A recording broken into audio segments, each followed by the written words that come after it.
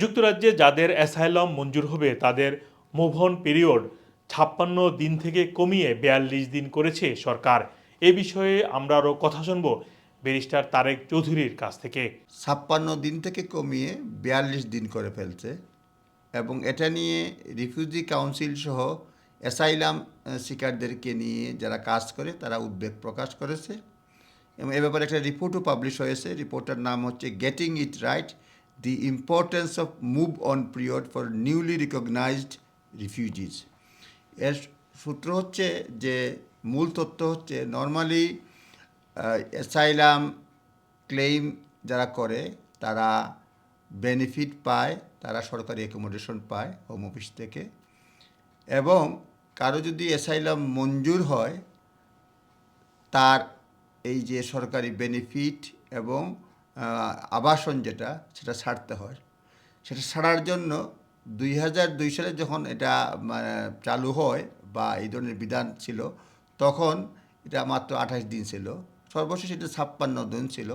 এখন মার্চ মাসে সরকার এসে বলছে আমরা 42 দিন করে ফেললাম। কারণও রয়েছে, অনেকগুলি কারণ আছে। আমরা জানি যে অ্যাসাইলামের ক্ষেত্রে যারা অ্যাকোমোডেশন প্রোভাইডের জন্য সরকারের মিলিয়ন মিলিয়ন পাউন্ড খরচ হয়, এই পয়সা সাশ্রয়ের জন্য সরকার এটা মুভ অন পিরিয়ড 56 দিন থেকে কমিয়ে 42 দিন করেছে।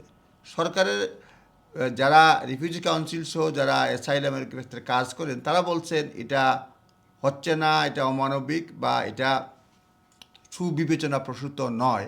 কারণ বলছে এই একজন মানুষ অ্যাসাইলামের সিদ্ধান্ত পাওয়ার পরে হুট করে 42 দিনের মধ্যে তার আরেকটা আবাসন কিংবা একটা ইনকামের ব্যবস্থা হয় না, জব পায় না, সুতরাং এটা ডিসপ্রপোর্শনেট, সুতরাং তার প্রতি সুবিচার করা হয় না। অ্যাসাইলাম পাওয়ার পরেই একটা লোক হয়তো গিয়ে সে আনএমপ্লয়েড হয়ে যাবে, রাস্তায় বাড়িঘর থাকবে, রাস্তায় থাকতে হবে, এই 42 দিন যথেষ্ট নয়। কিন্তু হোম অফিসের যুক্তি হচ্ছে, প্রথমত তারা বলছে যে আমরা পয়সা পাঠাতে চাই, তারপরে যে মেইন যুক্তি যেটা হচ্ছে যে এই 42 দিনই যথেষ্ট। এই 42 দিনের মধ্যে ইউনিভার্সাল ক্রেডিট, পেনশন সহ অন্যান্য যেগুলি যারা এনটাইটেল যারা রয়েছে এগুলি তারা নিতে পারে। সুতরাং সেই ক্ষেত্রে এটা কম সময় নয়, 42 দিনের মধ্যে ইউনিভার্সাল ক্রেডিট সহ অন্যান্য যেগুলি প্রাসঙ্গিক বেনিফিট তারা পেতে পারে। সুতরাং এটা যথেষ্ট। যে এই ব্যাপারে যারা অ্যাসাইলাম আবেদন করেছেন, অ্যাসাইলামের রায় হয়েছে, অ্যাসাইলাম যাদের মঞ্জুর হয়েছে, সেই ক্ষেত্রে তারা যেন এ ব্যাপারে কেয়ারফুল থাকেন। বিশেষ করে তারা যেন অ্যাসাইলাম পাওয়ার পরেই যেন কাজের জন্য খাওয়া দাওয়ার জন্য থাকার জন্য কষ্ট না করতে হয়।